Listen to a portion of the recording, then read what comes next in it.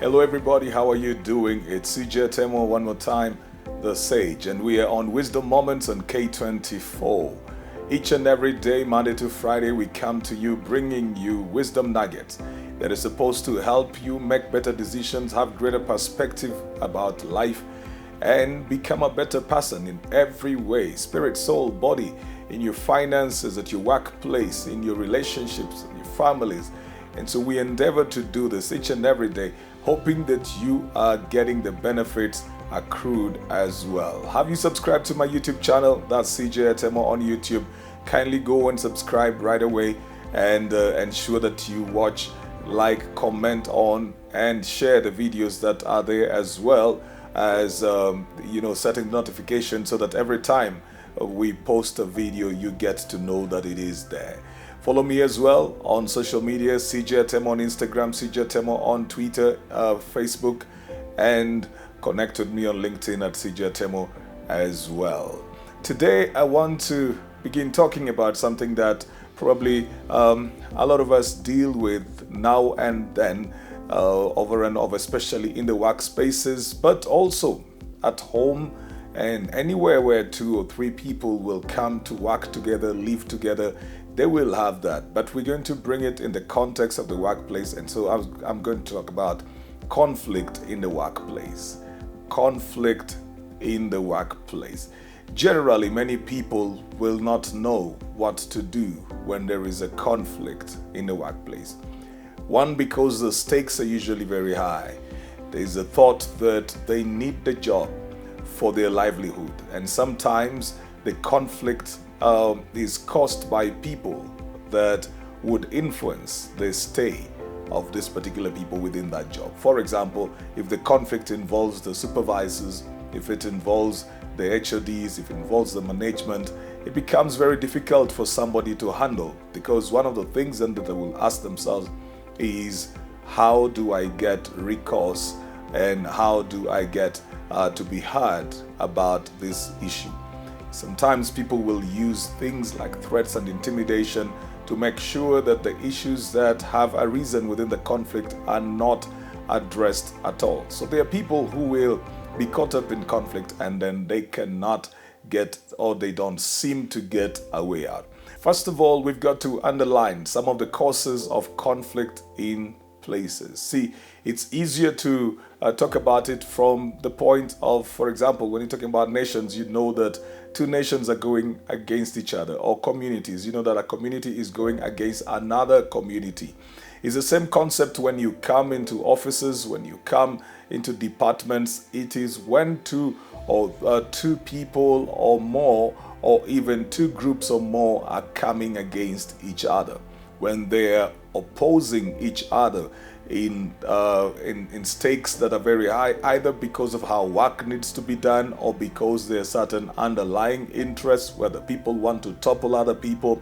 It could be just because, some people want to take advantage of some other people. Whatever the case may be, and I'm going to look at that from right now, but whatever the case may be, it is mostly when 2 or more people or 2 or more groups will come against each other. And I'm not just talking about, people doing that for a minute. Sometimes that will extend for a while. It could go on for a whole week. It could go on for a whole month. And sometimes the thing with the conflict is that even when it seems to have been resolved, sometimes the aftertaste remains. If people have had very contrasting views, if emotions have gone very high, sometimes even when it seems like there is peace, there are underlying currents, and you can always tell from the subliminals, and you can tell from the body language that things have not been resolved, because sometimes people will take that very, very personally, and the damage could be so great. The problem with that is that it affects the working environment or the work environment, and so productivity can go low. A company or a business that continually has conflict within it will never be really productive, because the energy that is supposed to be spent on work, creativity, innovation, growth, expansion, establishment, marketing, and advertising, the energy is eventually spent inwards trying to put out the fires. You find that there are several meetings that are not even strategic meetings. They are meetings around people who have disagreed, departments that are not functional, people that are not working, issues at the top management. And so they spend so many hours trying to put out the fires, trying to find out who is the cause and the source of the conflict. Why are people not working together? Why are people opposing each other? Why are people underrating each other? Why are they sabotaging each other? And the energy that would then be released into those rooms and organizations would be negative energy. If not taken care of, then there is the possibility of turning that workspace into a toxic workspace. It is very easy then to turn it like that, so nobody would want to stay. It becomes difficult even for customers, because when they come in, they can tell that the energy is not good. So it's important for us to understand how to handle and deal with the conflict in the workplace, because, ladies and gentlemen, the truth is there will always be reasons for conflict, and there will always be conflict in every workplace. If people are passionate and people are zealous about the work that they need to do, if they are sold out to the cause of the company, if they are bringing in their all into that place, you cannot totally avoid the element of conflict.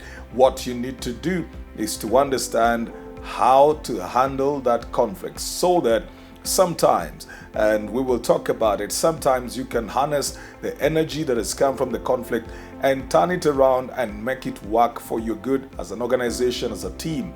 It can become the basis of greater bonds. It can become the basis of respect. It can become the basis of policies that will outlast even the group that is in conflict. It can become the basis of great HR policy as well.